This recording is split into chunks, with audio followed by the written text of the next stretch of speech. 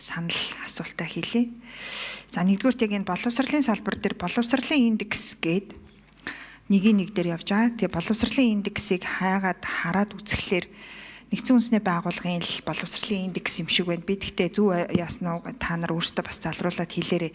Энэ боловсролын индексийг харахаар сургууль сурсан дундаж хугацаа гол үзүүлэлт болоод явдаг. Тэгээ ингээд та нарын тавьсан үзүүлэлтийг харахаар дандаа 0.1-ээр нэмэгдэхээр харагдаад байгаа байхгүй. Тэгэхээр бид нар 5 жилийн дотор дөнгөж 0.1-ээр л нэмэхэд 0.1 ч хүрэхгүй ингээд 0.6 пунктээр боловсролын индекс маань нийтдээ нэмэгдэхээр харагдаад байгаа байхгүй. Ийм одоо баг үзүүлэлтээр явхаар одоо тэгээд болж байгаа мó. За энэ дээрээ тодруулж өгөөч. За хоёрдугаар түрүүний шүүхийн төсөв хөрөнгө оруулалттай холбоотой 7-2-2-1-тэй холбоотой асуулт. Энэ тэг төвчнөөс эхлээд эх жил 26.2% хүрэх буюу иргэдийн хэрэгцээ шаардлагад нийцсэн нээлттэй шүүхийн орчин бүрдсэн байдал эх жил 26% та хүрэх юм байна. 5 жилийн дараа 73% болох юм байна. Одоо нийтдээ манай улсын улсад үйл ажиллагаа явуулж байгаа бүх шүүхүүдийн ямар ч хэснийг 73.8% нь 5 жилийн дараа нэг хүний наад захын шаардлага хангасан л болох нь гэж харагдаад байгаа байхгүй. Гэтэл хөрөнгө оруулалтын төлөвлөгөөний дотор чинь тэрнтэй холбоотой нэг ч төгрөг орж ирээгүй. Яаж 73.8 болгоно гэж та хараад байгаа. Энэ дотор 30 тэрбумаас дээш төгрөгийн үнийн дүнтэй хөрөнгө оруулалт ордог гэдгийг бид нар мэдчихэж байгаа. Тэгвэл нийт шүүхийн чинь орчин үйл ажиллагаа сайжрахын тулд 73.8% та болохын тулд 30 гаруй байтугал тэрбум төгрөг болно шүү дээ. Тэгэхээр энэ тооцоолыг яаж хийгээд байгаа? Гол нь энэ нөгөө та нар ингэж хөгжин гэдэг байгаа чинь хөрөнгө оруулалттайгаа ерөөсөө уялдахгүй байгаа байхгүй. Хөрөнгө оруулалттайгаа энэ ч ерөөсөө уялдахгүй байна. За 3 дугаарт манай байнгын хорооны эрхлэх асуудал гол нь иргэдийн өргөдөл мэдээлэл иргэдийн гаргаад байгаа өргөдөл гомдол өөрөө үр дүнтэй шийдвэрлэгддэг байх нь аюул чухал үзүүлэлтийн нэг. Тэрнтэй холбоотой нэг ч шалгуур үзүүлэлт, нэг ч үр дүн бас байхгүй. Зөвхөн гадаадын хөрөнгө оруулалтын өргөдөл гомдол 25%-аас өссөн 100% болно гэсэн өргөдөл гомдол. Тийм 3% байгаад байна. За ийм 3 асуулт гэсэн үг. За санал гэх юм бол ер нь одоо тэгэл бидрийг яг ингээд шахах гал юм л да 11 сарын 31-ний дотор батлах ёстой гэл ингээл нэг юм хам хум байдлаар бид нар ингээл нэг хэлсэн болол ярьсан болол ажилласан болол батлах гэдэг. Энэ ч бүхэл бүтэн Монгол Улсын дараагийн 5 жилийн үндсэн чиглэл дээрээс нь дараагийн 5 жилийн үндсэн хөрөнгө оруулалтуудыг бид нар шийдэхээс сууж байгаа байхгүй. Тэгэхээр энэ процесс бол яг үүндээ бол үнэхээр тийм үр нөлөөтэй, үр дүнтэй процесс одоо яг их хурал дээр бол үнэхээр явж чадахгүй байна. Ямар ч одоо ингээд санал энэ зүйлүүдийн уялдаа холбоог харах, дахин хилцэх ийм зүйл юусаа болохгүй байна. Тэгэхээр энэ процессыг сайжруулах тал дээр бас эдийн засгийн За эхний асуулт боловсролын индекстэй холбоотой 4 номер Наранбаяр сайд. За баярлалаа. Тэгэхээр энэ боловсролын индекс бол боловсролын хүртээмж, боловсролын дотоод үр ашиг, боловсролын үр дүн, боловсролын салбарын зардал хүний нөөцийн үзүүлэлт гэсэн ийм 4 бүлгээс бүрддэг. За эдгээр үзүүлэлтийг хэмжснээр Монгол улс олон улсын түвшинд хаана байгаагаа тооцоход бол энэ мөн сайжруулах боломжийг хайж болоход бол энэ тусалдаг. Сүүлийн 5 жилийн хугацаанд боловсролын индекс харьцангуй өндөр түвшинд байсан чинь 22 оноос эхлэн буур хандлагатай. За энэ 23-аас 24 онуудад бол нэлээд ийм буурсан чигээрээ тэр хадгалагдаад байгаа. Тэгэхээр эх 5 жилд бол боловсролын салбарын хөгжлийн гол зорилго нь бол хүн бүр чанартай, хүртээмжтэй боловсрол эзэмших тэгш боломжийг бүрдүүлж мэдлэг суурилсан өрсөлдөх чадвартай ийм иргэн төлөвшүүлэхэд оршиж байгаа. Тэгээ энэ хүрээндээ үндсэн чиглэлийн хавсралтын 3-1 тусгасан байдлаар боловсролын индексийг тэг 1755 байгааг тэг 1810 хүргэж өсгөнө гэсэн байна. Энэ нүүбийн энэ багцлсан юугаар аргачлаар бол 0-1 хооронд энэ явдаг. Тэгэхээр энэ хэдийгээр ингээ харахад 1000-ны наривчлалтайгаар 10-ын 100-ын наривчлалтайгаар өсөж байгаа ч гэсэн энэ дээр бол бид бас цаана нь бол энэ эдгээр 4 бүлгээр ажлаа сайжруулсны үр дүнд ингэж гарч ирдгээ гэдгийг хэлээ. Тэгэхээр энэ нь бол нэлээд тийм сайн урагшаа явсан ийм үзүүлэлт болно гэсэн утгатай юм аа. Зүгээр бидний хувьд бол одоо ингээд энэ боловсролыг дэмжих жилийн хүрээнд өнөөдөр хүртээмжийн асуудлыг за мөн одоо багшийн цалингийн асуудлыг бас нэлээд хэмжээнд шийдэхээр ингэж орж ирсэн. Тэгэхээр энэ дээрээ бид энийг сайн хэрэгжүүлээд үнэхээр гүйцэтгэл сайтай авч гарах юм бол энэхүү одоо хүртээмж, үр ашиг талдаа бас нэлээд сайжирсан ийм үзүүлэлтүүд гарах болов уу гэсэн ийм хүлээлттэй байгаа гэдгийг баярлалаа. Шүүхийн хөрөнгө оруулалттай холбоотой 6 номер. Сүрэн орлоо. За эдийн засгийн хөгжлийн яам сүрэн орлол шүүхийн хөрөнгө оруулалт гэхээс яг нөгөө хөрөнгө оруулалтын хөтөлбөртэй холбоотой асуудал дээр гишүүний асуулт бас хариулъя. За хөгжлийн бодлого төлөвлөлт түүний удирдлагын тухай хуулийн дээр бол түрүүн бас хариулсан хөрөнгө оруулалтын хөтөлбөрийг боловсруулахдаа тодорхой төсөл арга хэмжээнүүдийг тусах хэрэгтэй байдаг. За энэ хүрээнд дотор болохоор өөрөөр хэлбэл тухайн төсөл арга хэмжээ нь маань 3 шаардлагыг хангах хэрэгтэй байдаг. За 30 тэрбум төгрөгөөс дээш төсөв төрөлхтөй тэзүү зураг төсөл нь боловсруулагдсан. За урт тунд хугацааны бодлоготой нийцсэн байх хэрэгтэй гэж.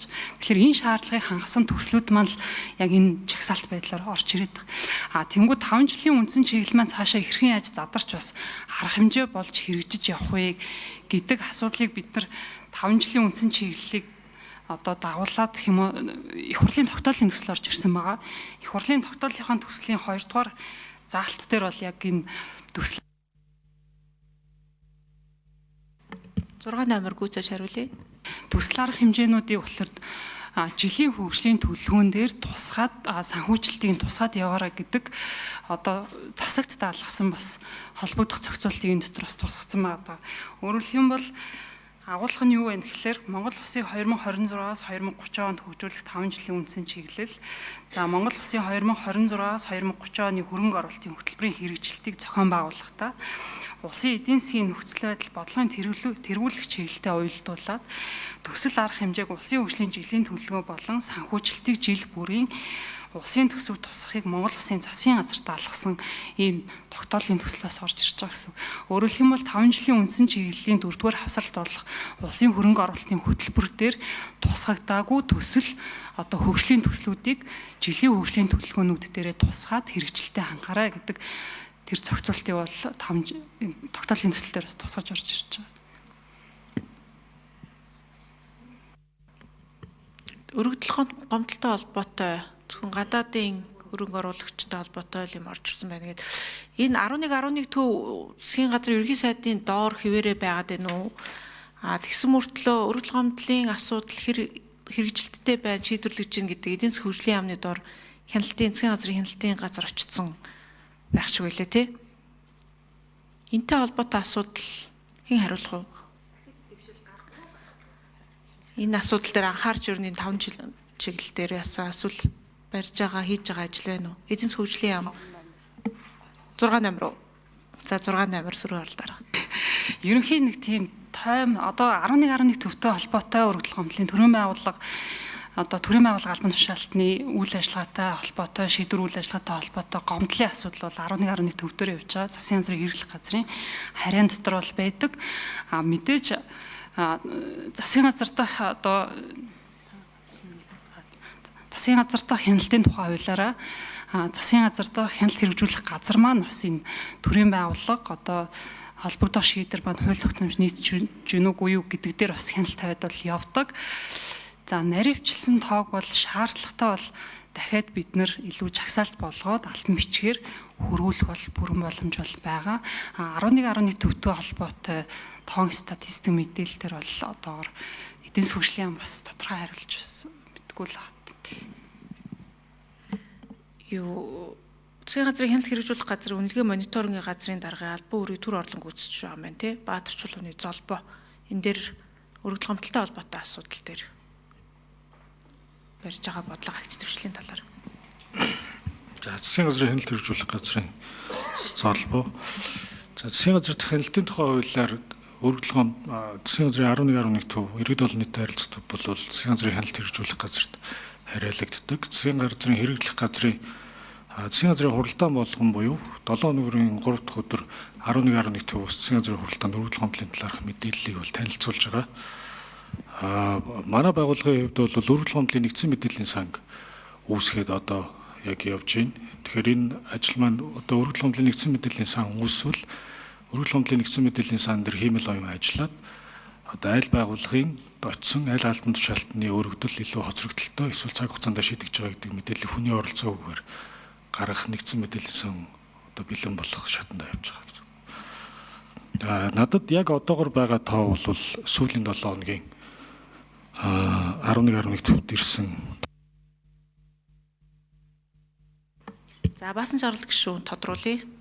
Гол нь энэ нөгөө дараагийн 5 жил дээр иргэдийн өргөдөл гомдлыг шийдвэрлэхдээ ямар нэгэн үр дүн, ахиц дэвшил, шалгуур үзүүлэлт энэ дотор байхгүй байна. Ягаад тусгаагүй юм бэ л гэж асуугаад байгаа гэсэн үг. За энийг та хэд өөрсдөө анхаарал үзээрэй. Хоёрдугаар тэр юу боловсролын индекс дээр 0,755 байж байгаа 0,810 болно гэдэг чинь одоо олон улсад дэлхийд манай боловсрол одоогоор манайх энэ индексээр хидэд байгаад хидэд орно гэсэн үг юм. Ядаж нэг 2 хэдэн байр урагшлахын гэдгийг энэ дээр тэр талаас нь бичмээр байна. Биднэрт энэ индекс бол хэд байх нь бол нэг тийм сонирм биш шүү дээ, тий. Тэр хамгийн сүүлд тэр юутай холбоотой, шүүхийн төсөвтэй холбоотой. За ямар ч хэлсэн шүүхийн төсөв 0, хүртээмжтэй байр байхгүй 0 гэдгийг бол хүлээн зөвшөөрж байгаад баяртай. Энийг ахиц дэвшил болгож гаргаж хөрөнгө оруулалт нь энэ дээр нэг ч төгрөг тусаагүй болохоор дараа жил 30-аас дээш тэрбум төгрөгийн мөнгө дахин шүүхтэр орж ирэхгүй гэсэн үг шүү дээ. Боломжгүй болно шүү дээ. Та нар 5 жил байхгүй гэдээ ингээд тусахгүй байхгүй. Тэгэхээр хизээч энэ дээр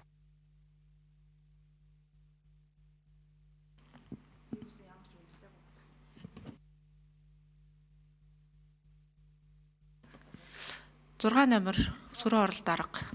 Яг нөгөө жилийн хөгжлийн төлөвлөгөө маань одоо боловсруулагч орж ирнэ. Тэгэхээр тэн дээр маань тусгаад явах боломжтой. Яг нь ер нь бол бид нар бас 5 жилийнхаа үндсэн чиглэлийг боловсруулахдаа бол нийт 40 төсвийн ерөнхийлөн зарагчтай бол хамтарч ажилласан. Тэгэхээр тухайн байгууллагуудаас маань өөрөөр хэлэх юм бол хөгжлийн бодлого төлөлтийн тухай хууль заасан шаардлагын хангасан төслүүдэд өөрсдөө оруулж ирэх хэрэгтэй. Тэгэхээр шүүхийн байгууллагаас бол энэтэй холбоотой хөрөнгө оруулалтын хөтөлбөр өөрөөр хэлэх юм бол нөгөө хөгжлийн төслөөс орж ирээгүй л гэсэн үг. Тэгэхээр одоо эдийн засгийн хөгжлийн яам дур мэдэж өмнөөс нь одоо хөгжлийн төсөл бас одоо бичээд энэ жагсаалтанд оруулах бас бүрэн боломж байхгүй. Өөрөөр хэлэх юм бол хуулиараа хязгаартай байдаг. Тэгэхээр шүүхийн байгууллагаас л энэ дээр яг хамтарч ажиллаад бас холбогдох саналуудаа яг тэзүү шаардлага хангасан хүчин дээр бом төгрөгөөс дээш энэ төслүүдэд бол ирэмблээд оруулж ирэх хэрэгтэй.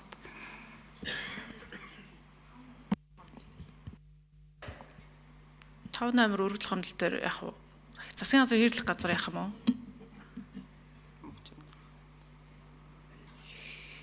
11 хэрэглэх дээрээ бол байгаад байгаа юм байна тийм үү? Тэрний биелэлт нь яаж ийн гэдэг дээр нь хяналт хэрэгжүүлэх агентлаг байгаад байгаа гэж ойлголоо.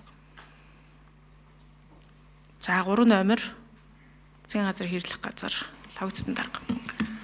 За засгийн газрын хэрэглэх газрын салбарын бодлого зохицуулалтын газрын дараа мөрцрөн. За 11 төв бол хэдийгээр засгийн газрын хэрэглэх газар бямцах сайдын одоо төсвийн процесд явж байгаа боловч ерөнхий сайдын ажлын албаны харьяанд шууд удирдлагаар хэрэгжиж явж байгаа.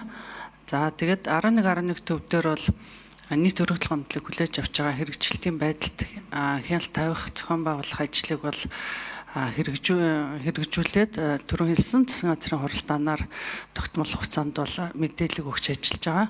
За цаашид бол түрүүн хэлсэн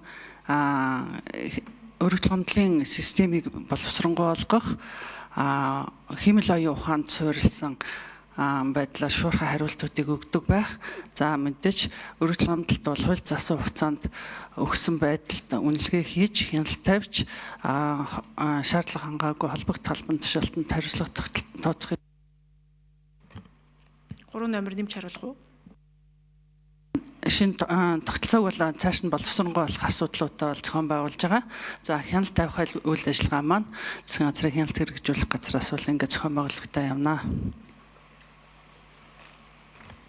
За баярлалаа. Энэ иргэдийн ирж байгаа өргөдөл гомдлыг яг шат шатанд нь харьяалах асуудлынхаа хүрээнд үнэхээр үр дүнтэй шийдэхгүй болвол бүх асуудлыг нэгэн зэрэг одоо юу гэдэг яамдуудад, аймаг нийслэлийн удирдлагуудад тэгээ дээр нь улсын хуралд ч гэсэн ханддаг асуудал байна. Тэч одоо арга бараал тэгж байгаа шүү дээ тий. Тэгээд өмнө ч гэсэн энэ асуудлын талаар засгийн газраас бас мэдээлэл сонсоход ерөөсөө 30 хоногийн дотор нэг хүн рүү шилжүүлснээ шийдсэн гэд том ялцдаг. Ямар шийдэл байхгүй шийдсэн тэр хүний асуудал бол шийдэгддэггүй.